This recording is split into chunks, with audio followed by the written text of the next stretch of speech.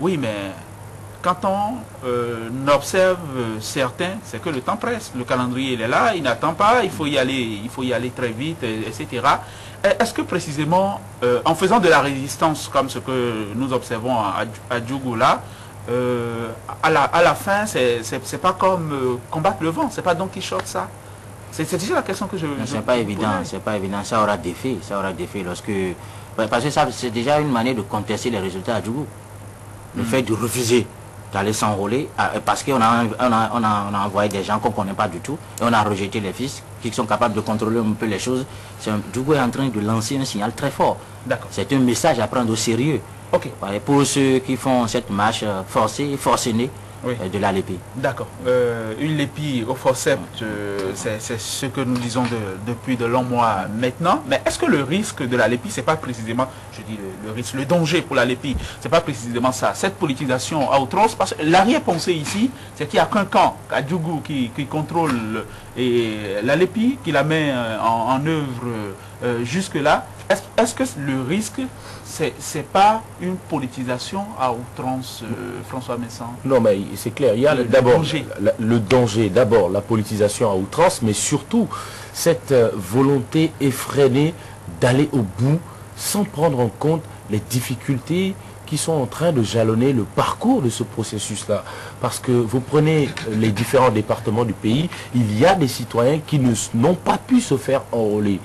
On a oublié ceux-là. Maintenant, on est en train de faire face à des manifestations, mais malgré tout, on semble ne pas écouter. Et je reviens à ce que Sulpice Oscar disait tout à l'heure dans sa chronique, citant Patrick Bruel, l'illustre chanteur français, il n'est pire aveugle que celui qui ne peut pas voir. C'est grave. Parce que là, on nous dit tout simplement que tout va bien, alors que juste à côté, ça gronde, ça grogne, ça crie, ça glapit, ça gémit, ça barille. Mais on passe. Et quoi encore? Et là, vous nous dites tout simplement quoi? Que l'âne, comment on appelle ça déjà? Je vous ai déconcentré. Que le chien aboie, la caravane passe. Mais si la caravane continue de passer au moment où les chiens continuent d'aboyer, mais les mêmes chiens qui aboyaient ne vont pas se taire de sitôt. Ils vont maintenant ne plus aboyer, mais mordre peut-être. Lorsque, après les élections... Il y aura des mots à dire, c'est pourquoi Sulpice disait quelque chose qui peut être en danger aujourd'hui.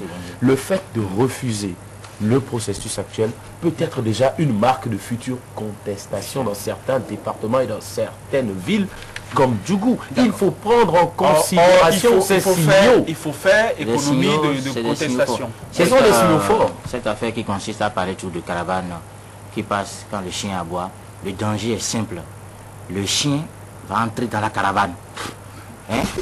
Le chien peut maintenant se dire, maintenant, ce qu'il faut faire là, c'est d'entrer dans la caravane et de commencer par mordre tout le monde. Donc, il faut tenir compte, il ne faut pas toujours prendre ça là, le chien aboie, la caravane passe là.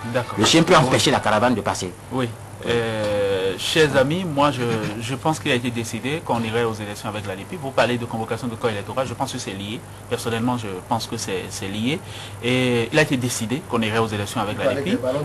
Le chef de l'État l'a dit lui-même, sans Lépi, il n'irait pas aux élections. Certains de ses affidés ont dit aussi que sans Lépi, il ne ferait pas campagne, etc. On a entendu des choses de cet ordre-là. Et je pense que dans cette affaire-là, le chef de l'État, le camp présidentiel, la mouvance au pouvoir, ils ont le soutien des bailleurs de fonds.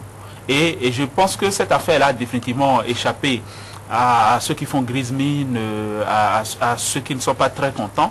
Je pense contents ou pas contents, comme ça se dit au quartier, les gens ils vont fabriquer leur Lépi et ils iront aux élections avec leur Lépi. Je pense que là où ça s'est joué, ça s'est définitivement joué, pour moi, là où ça s'est joué, c'est le jour où on a voté cette loi sur la Lépi. C'est le jour-là que définitivement, parce que c'est quoi? Vous avez donné les instruments, vous avez donné un levier essentiel au régime, au président Boniaï, et à partir de ce moment-là, oui, il manœuvre. Oui, vous avez fait en sorte que la CPS Lépi ne soit pas, que ça ne soit pas un organe paritaire, que ce ne soit pas équilibré, etc. À partir de ce moment-là, vous pourriez toujours rouler au loup. Ça ne change déjà plus grand-chose. Maintenant, puisque nous parlons de Djougou, je pense que sur des questions comme celle-là, au-delà de l'agenda macro, au-delà de ce que je pense que quelqu'un comme Bako, il a son propre agenda, c'est peut-être même un agenda personnel, il a ses propres calculs, il est fonde, etc. Au-delà de tout ça, je pense qu'on peut faire économie de crises, de menus, de questions comme celle-là, qui en fait ont des conséquences énormes. C'est l'effet papillon. Ça a des conséquences énormes parce que dit qu'on a formé 25 jeunes recrutés à Djougou et qu'on les utilise plus, présenter comme ça fait mineur, ça fait banal, mais la conséquence c'est quoi? La conséquence c'est une crise de confiance énorme. La conséquence c'est des risques de contestation. Donc moi je pense que certains ont choisi la posture de l'imprécation. Ils sont tout le temps en train de vouloir l'affrontement. Ils sont tout le temps en train de vouloir, je veux dire, certains qui sont chargés de réaliser la LEPI, ils sont tout le temps en train de vouloir le contact, quoi. Ils s'en délectent presque. Oui, c'est ce que j'observe. Oui, vous allez... Allez-y. Moi, je dirais qu'il y a quand même quelque chose qui devrait faire réfléchir toute personne sensée. Parce que lorsqu'on parle de la LEPI, on dit que c'est un instrument de développement et non juste un outil pour une élection. Mais aujourd'hui, quel acteur sociaux, c'est-à-dire quels acteurs sociaux applaudissent la réaction de la LEPI, c'est-à-dire tel que cela se passe? Je ne vais pas parler des partenaires. Cas de concertation. Je ne parlerai pas des cas de concertation, ça, on sait ce que ça vaut. Mais moi, je ne parlerai pas des partenaires au développement parce que ceux-là, c'est autre chose encore. Mais les acteurs sociaux même, lorsqu'on prend les travailleurs, qui sont représentés par les syndicats, mais ils estiment que ça ne va pas. Mais on continue de nous dire que c'est un instrument de développement et l'autre chose extraordinaire, c'est que ce sont les politiciens d'un seul camp, d'un certain camp, qui applaudissent la chose. Ça veut dire qu'on est en train de fabriquer un outil pour une réélection et non pour une élection. Parce que ce sont les membres d'un seul camp qui disent bravo à la LEPI. Encore que la LEPI n'est pas faite pour une seule élection. Ok, d'accord. La LEPI, c'est sur 10 ans au minimum. Justement. C'est ce que nous avions ensemble. Est-ce qu'on semble oublier parfois? Conclu. Oui, André Dossa, pour finir sur cette question-là. Pour finir, rien ne justifie, n'est-ce pas, la précipitation qu'on observe autour de la LEPI. La seule chose que cette précipitation-là peut servir, c'est une volonté de ne pas bien faire les choses. D'accord. Je dis, rien ne justifie la précipitation, mais la seule chose que la précipitation peut servir, c'est une volonté et farouche, telle que le constate, de nous doter d'une LEPI. Vraiment, je ne veux pas emprunter des mots que d'autres ont déjà utilisés pour qualifier. Mais une LEPI, donc, pas celle qu'on aurait souhaité. Vous n'emprunterez pas ces mots-là. Sur mesure, c'est ça? Je vois là où je vois là. Sur mesure, comme votre chemise. Une LEPI sur mesure comme votre chemise, André? Pas celle qu'on aurait souhaité. Une LEPI sur mesure comme votre chemise? Allez, chers amis. Moi, je voudrais déjà qu'on aborde quelques petits sujets à la volée. Moi, je voudrais saluer l'attitude du gouvernement. Je voudrais applaudir des deux mains au Gadavo en même temps, fait serrer. Je voudrais applaudir le fait que le gouvernement soit en ce moment en train de donner des signaux.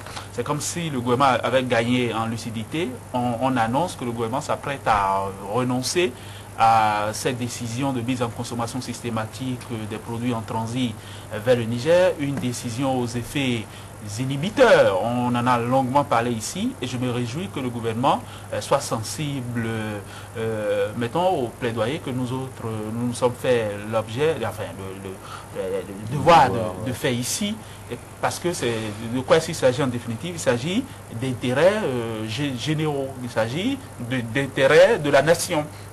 Et sur une question comme celle-là, je voudrais franchement encourager le gouvernement à aller de l'avant. Je voudrais lui dire simplement que seuls les sots et les idiots ne changent pas d'avis.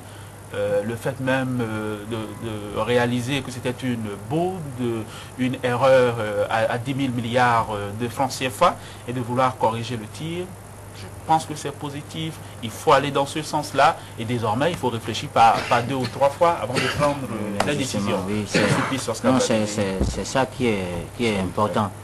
Moi je pense qu'on ne va pas se contenter seulement d'encourager le gouvernement chaque fois que le gouvernement revient sur une décision mal mûrie. Oui, donc non, c'est ça le problème. Parce qu'on est en fin de mandat et on ne peut plus continuer à nous dire que l'intrus ne connaît pas la maison. Si jusqu'à en fin de mandat... On sait ce que ça vaut.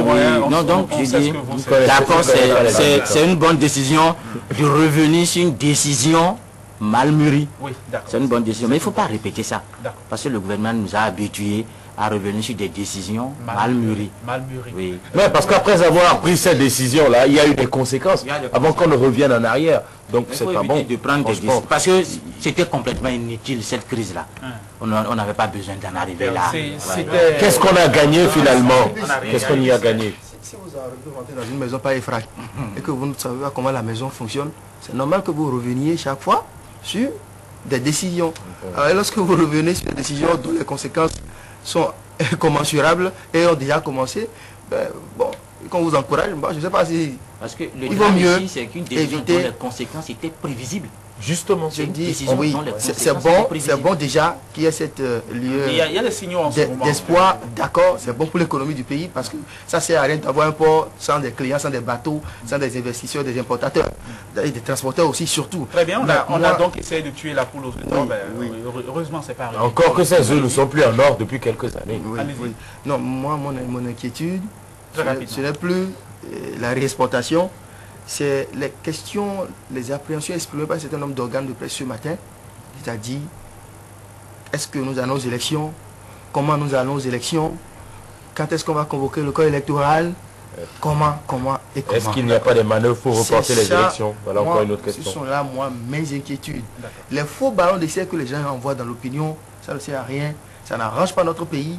C'est pas bon, c'est pas une bonne chose que d'envier ce qui arrive à d'autres pays tels que la Côte d'Ivoire. Vous voulez que je vous dise, moi j'ai entendu le chef de l'État dire, face caméra du Monde et du Bénin, je l'ai entendu dire que le 6 avril prochain, il passera, enfin, il va prêter serment. Ce sera lui ou ce sera quelqu'un d'autre, mais il y aura élection à bonne date, etc. Avant lui, à ses promesses présidentielles. Avant lui et de plus belle manière, un autre président a affiché sa volonté d'organiser à bonne date, mais il a fallu la levée de bouclier de l'ensemble des corps constitués de la nation pour empêcher un projet funeste. Je vois ce que vous voulez dire. Chers amis, on va pas sombrer dans le pessimisme. Chers amis, on va s'arrêter là. Nous allons suivre le zapping. Nous allons suivre le zapping de Léandre Dossou et on reviendra pour en parler.